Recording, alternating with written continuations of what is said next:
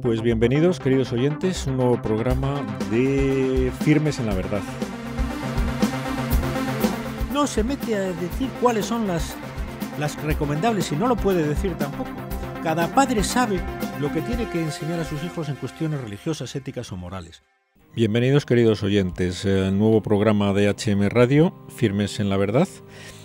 Juan Manuel Villoria y el que les habla aquí en el estudio, y al otro lado tenemos el gusto de tener de nuevo por invitado a don Nicolás Jouvet, al que damos la bienvenida. Bienvenido, don Nicolás. Muchísimas gracias y muchas gracias por estar con ustedes. Muy bien. Algunos de nuestros oyentes ya le conocen, pero para los que no le conozcan les presentamos. Don Nicolás Jouvet es catedrático de genética de la Universidad de Alcalá en Madrid y ya alguna vez ha participado en este programa con motivo de nuestro intento de defender la vida humana, ¿no? Y porque sabemos que es uno de las verdades que nuestra sociedad necesita defensa, porque se vierten muchos errores al respecto, y tenemos hoy el gusto de volver a hablar con don Nicolás, que tiene algo que decirnos en esta línea de la defensa de la vida humana. Se trata de un manifiesto, ¿no, don Nicolás? Pues sí. Efectivamente se trata de un manifiesto que lo presentamos, le llamamos Manifiesto 25 de marzo, aunque lo presentamos la víspera del Día de la Vida, que fue el 25 de marzo, con motivo de una decisión del Alto Tribunal Europeo de Luxemburgo en defensa de la vida humana, efectivamente en estado embrionario. Realmente es una resolución muy importante por la cual el tribunal pues prácticamente prohíbe la utilización de los embriones humanos para obtención de patentes y en investigación, usos industriales, comerciales, etcétera, de modo que sale en defensa de la vida humana.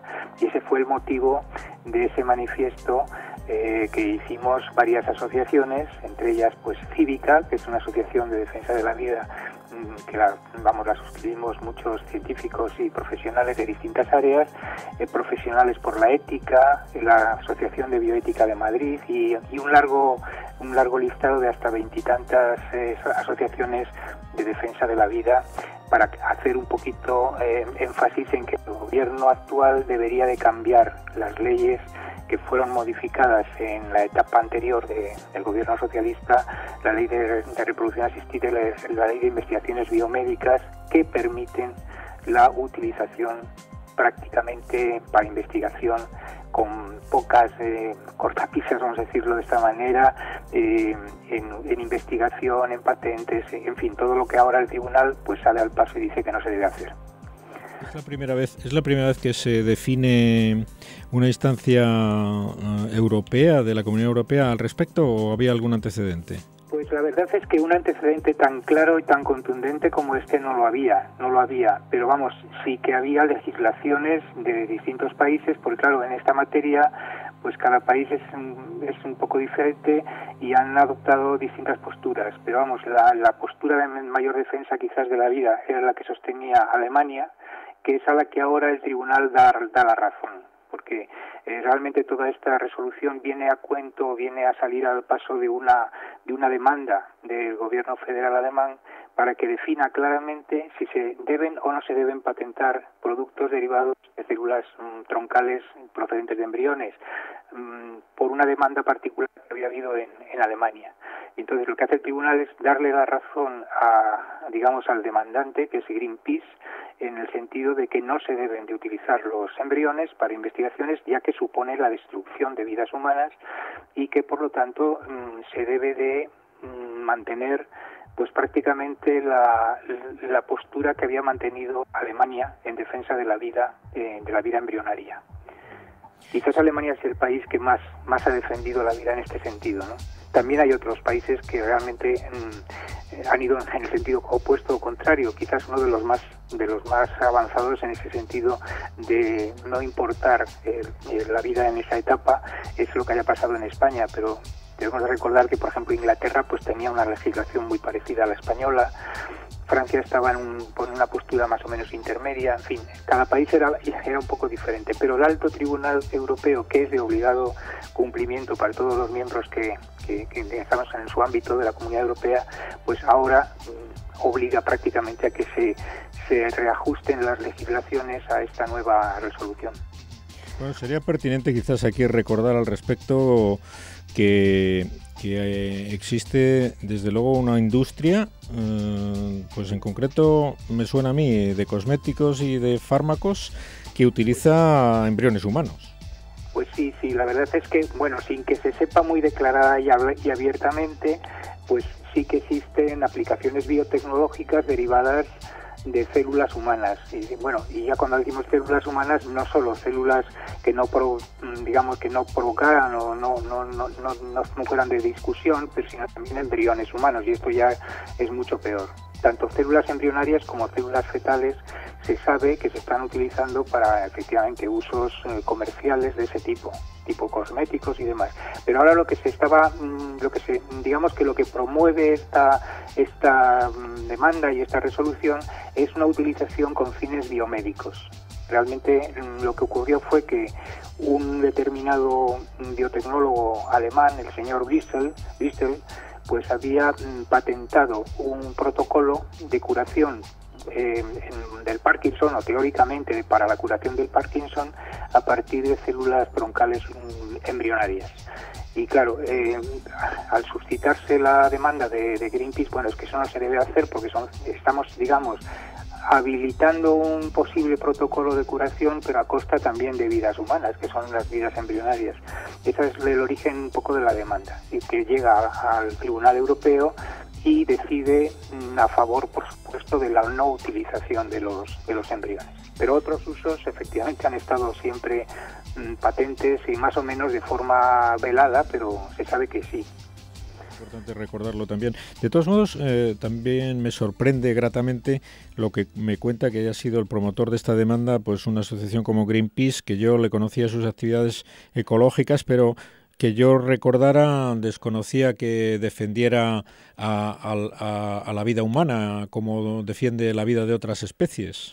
Pues efectivamente, a muchos puede habernos sorprendido un poco el origen de ese, pero no, la verdad es que Greenpeace siempre fue defensora de la vida humana. No se sabía quizás o no se había pronunciado de una forma quizás tan clara como en este caso, pero bueno, eso sí que se ha sabido. Quizá no se ha conocido, no se ha divulgado tanto, pero ni se le conoce más por su defensa de la naturaleza, de las especies en extinción y toda esta serie de cosas que también son realmente dignas de mantener. Es decir, yo creo que no todo lo que haya hecho Greenpeace en algunas materias, digamos, sobrepasado, pero no todo lo que ha hecho Greenpeace es negativo. En este caso es muy positivo. No, yo no pretendía ni mucho menos decir eso. Simplemente que yo los identificaba con la defensa de la naturaleza y de los animales, ¿no?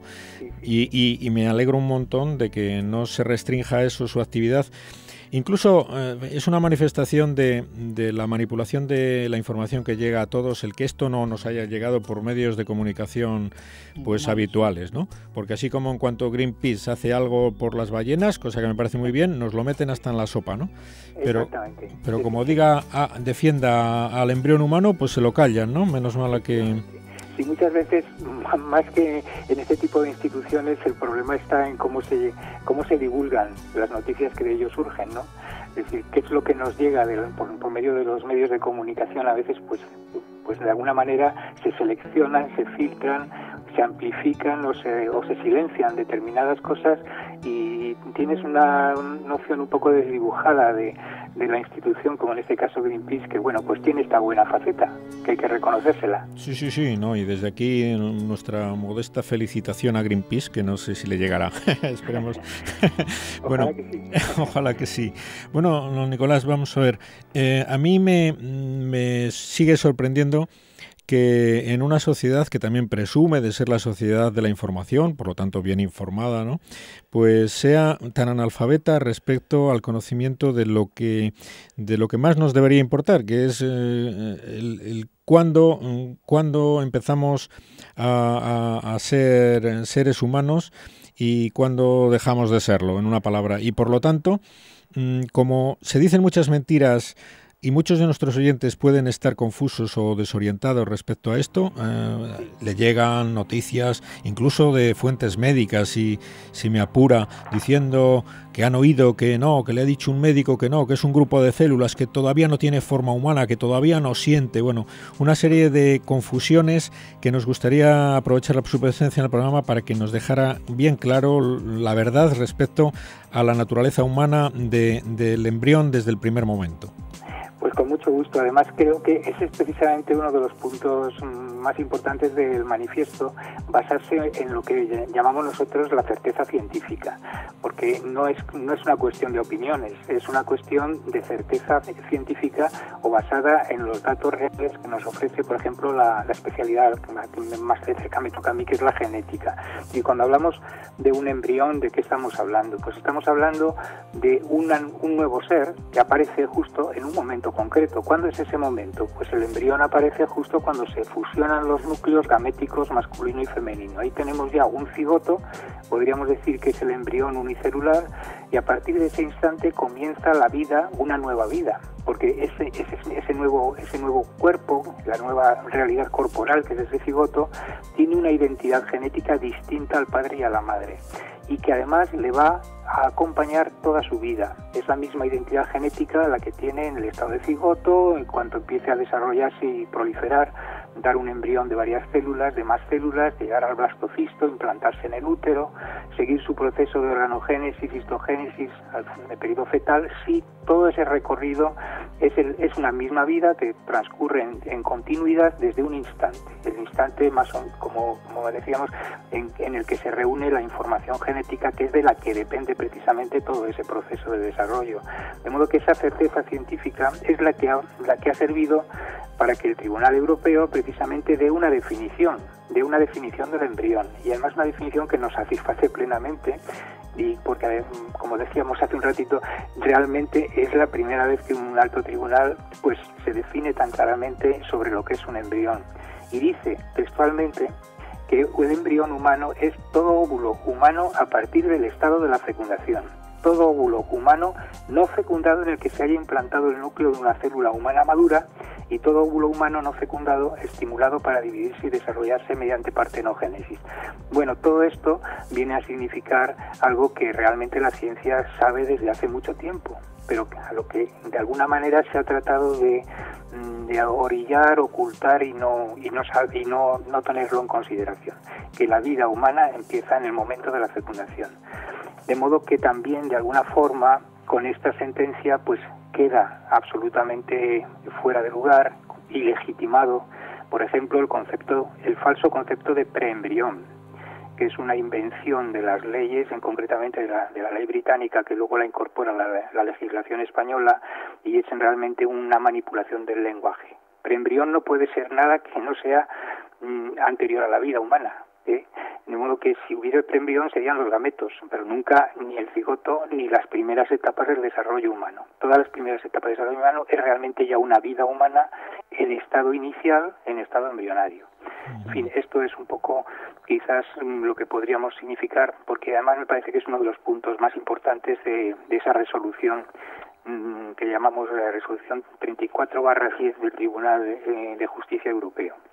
Sí, hay mucho camino por andar al respecto, don Nicolás, porque vamos, echan de menos muchísimas iniciativas que deberían partir de ámbitos muy altos, desde ministerios de cultura, etcétera, de campañas de divulgación de esta verdad tan ignorada por una sociedad, y que está llevando a que se facilite el acceso al aborto, porque hay muchas mujeres que a lo mejor, pues de buena fe piensan eso, porque le dice un médico, pues fíjese, le dice un médico eso, y ¿qué va a pensar una buena persona que no tiene conocimientos científicos? Es decir, bueno, esto es una pena que haya médicos que dicen semejante barbaridad, sería como, pienso yo, para retirarles directamente el título, ¿no? Pero por lo menos deberían de no ignorarlo, deberían de decir la verdad, efectivamente. Claro, es que ese es un tema, y no sé, por un lado eso, que se echa de menos más información al respecto. Quizás usted, que tenga más acceso, podría promover que televisiones con inquietudes formativas, que las hay en este país, sí, pues hicieran programas de divulgación sobre la realidad del embrión, ¿no? Sí, sí, sí. Porque bueno, en eso estamos. Lo que pasa es que, claro, estamos como lo que decíamos antes. A veces los medios de comunicación también tienen sus preferencias ideológicas, vamos a decir de esta forma, ¿no?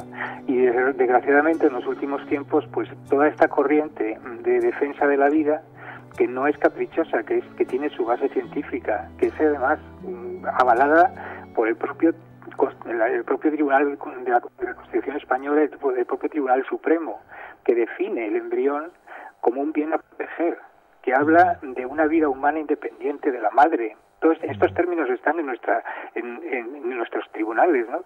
En la Constitución Española. Entonces, ¿cómo se puede entender que luego se legisle con esas leyes que hemos mencionado, la ley de reproducción asistida y la ley de investigaciones biomédicas, instaurando la idea falsa de que hay una etapa que es la que llaman preembrión, que es desde la fecundación hasta la implantación en el útero materno, en el caso de que se haga fecundación in vitro, en la que eso no es vida humana y por lo tanto pues como que se puede prácticamente pues manipular, utilizar, es decir, quedaría totalmente desprotegido. Esas leyes ahora mismo ya han quedado obsoletas después de la resolución del Tribunal Europeo y ojalá que los medios de comunicación se dieran, como ustedes están haciendo en este momento, prestaran a divulgar esta verdad. Primero a dar a conocer esa resolución que nos ha extrañado mucho, que siendo del 18 de octubre pasado, de no hace mucho tiempo, pero ya parece que ha pasado cierto tiempo, no se haya llegado a extender su conocimiento, ¿no? Claro, obliga a unos cambios legislativos y lo que nosotros estamos promoviendo con ese manifiesto 25M es precisamente, pues eso, crear un clima de opinión favorable a ese cambio legislativo y solicitarle, por supuesto, al gobierno que lo haga, ¿no? Es decir, eso es en lo que estamos ahora. Ahora estamos recogiendo firmas, llevamos ya más de 2.400 aproximadamente.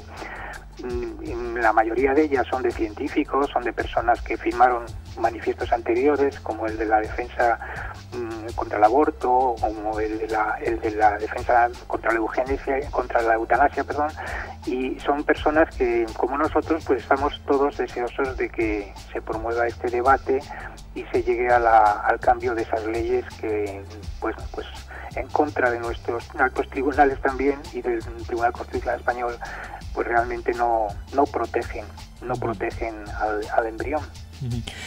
Supongo que de alguna manera también se verá afectada la legislación sobre la fecundación in vitro, ¿no? Sí.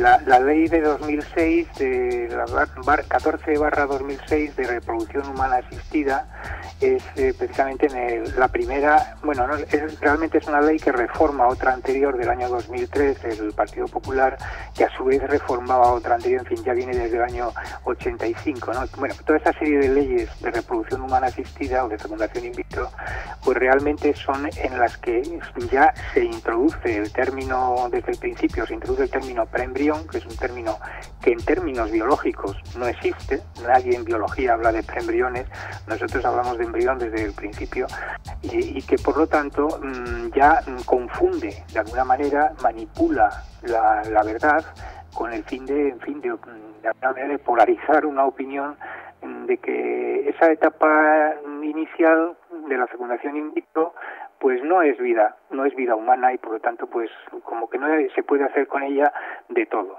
No solamente aplicaciones o investigaciones de carácter biotecnológico o biomédico, sino por supuesto también se podría llegar, y se llega, y la ley de reproducción asistida lo permite, pues hacer selección de embriones, es decir, utilizando unas tecnologías nuevas de carácter biotecnológico, pues estudiando en el ADN si tiene o no tiene determinados genes, llegar a hacer una selección a favor de los embriones que me apetecen o que por lo menos me estoy seguro de que no tienen tal o cual carácter negativo que a veces pues se pueden dar, ¿no? Es decir, la selección embrionaria se instaura también en la ley de reproducción asistida, lo cual evidentemente es una tecnología eugenésica en el sentido de que estamos sacando adelante o seleccionando seres humanos en función de su perfil genético. Y eso no tiene más que un nombre, que es eugenesia. Es un error, digamos, que está desgraciadamente instaurado también en las leyes españolas. Sí, quizás dicho así, eugenesia no refleja con la realidad requerida o con la plasticidad requerida el hecho de que es una técnica que elimina seres humanos vivos, por lo tanto asesina. Efectivamente. Claro, es que es una selección a favor de unos, pero por supuesto en contra de otros. Matando a otros, aprovechándose de que todavía no sangran o no nos impresiona a nuestra delicada sensibilidad de hombres civilizados, ¿no? Sí. Es tremendo cómo podemos llegar a barbaries. Y bueno, ya tenemos por desgracia suficientes datos en la historia o hechos en la historia que nos demuestran hasta qué grados de barbarie puede llegar civilizaciones supuestamente avanzadas, ¿no? Efectivamente, sí. Así es. Y bueno, esto es un intento por parte suya de que eso no ocurra. Y bueno, como nos quedan pocos minutos, díganos lo que le gustaría decirnos para terminar, don Nicolás. Bueno, pues simple y llanamente que nuestro deseo con este manifiesto, en el momento que tengamos algunas firmas más, estamos todavía en ello, en el proceso de recogida de firmas, pues vamos a pedirle, por supuesto, una entrevista al Ministerio de Sanidad especialmente, al Ministerio de Justicia también, para hacerle ver esta realidad, ¿no? Y esta realidad distinta y nueva surgida por una decisión de un tribunal europeo que es de orden superior y además de obligado cumplimiento. Nuestras leyes deben de ajustarse a la doctrina del Tribunal Europeo, que además habla en términos, casi no lo he dicho, pero bueno, aprovecho este momentito final para decir que las razones que da el Tribunal Europeo son en defensa de la dignidad, habla de la dignidad, del valor de la vida humana, razones de orden público y de moralidad, de modo que no estamos hablando de una decisión solamente basada en datos fríos, sino además también, por supuesto, desde la perspectiva de que el embrión es una vida humana que merece todo el respeto, toda la dignidad y toda digamos la permisividad de que siga viviendo y que no se le manipule y que no se le utilice. Entonces, eso es lo que nosotros pretendemos ahora, simplemente hacer ver al gobierno que esas leyes, especialmente la de reproducción asistida, la de fecundación in vitro, y para entenderlo, y la investigación biomédica deben de ajustarse a la doctrina de la sentencia del Tribunal Europeo. No pedimos que se deroguen toda la ley, sino simplemente que desaparezcan, por ejemplo, el término preembrión y que desaparezca todo lo que pueda suponer destrucción, manipulación, utilización, con los fines que sean de los embriones humanos. Pues nada, a ver si pronto lo vemos reflejado en una nueva legislación que derogue la nefasta que rige actualmente.